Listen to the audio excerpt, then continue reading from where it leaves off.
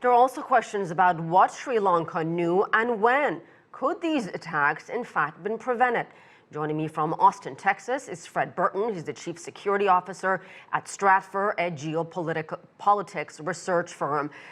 Fred, I want to begin what Sri Lankan authorities apparently knew. Warned about this bomb threat 2 weeks ago, but the warnings were not passed on to the Prime Minister. Does that make any sense to you? And could these attacks, in fact, been prevented if that information was passed on? Well, that's a very interesting question, and the devil will be in the details regarding threat information.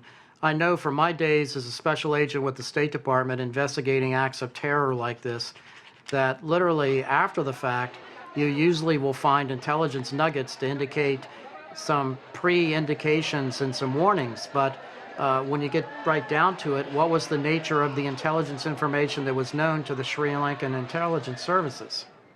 But regardless of what was known, what wasn't known, you would think that information would be passed along to the Prime Minister. Well, in essence, the system at times does not work that way. I mean, it does stay at a working level and does get briefed up the chain of command if it's viewed as credible threat information. And that's the one thing that we don't know at this moment. You don't know how many pieces of intelligence had been vetted by the intelligence service and whether or not they had connected a dot. So I think it's too early. I think we got to give it about another 48 or 72 hours to get to the bottom of it. But at the end of the day, I think the real key point is, what was that intelligence information? Was it human intelligence? Was it chatter or SIGINT? Or did it originate from a foreign intelligence liaison service? Sri Lanka is blaming this attack on a jihadist group that, frankly, I'd never heard of. Maybe you've heard of them. And with this level of coordination and sophistication that went to these attacks, is there any doubt, Fred, that this group had help from a much bigger jihadist network? I would find it hard to believe, due to the sheer size and the scope and the number of targets, as well as the sophistication, that this group at a localized level did not get help from outside in some capacity. I don't know who that would be. The usual suspects come into play, whether that be Al-Qaeda or the Islamic State. But that, again, is going to be one of the interesting aspects once the dust settles here.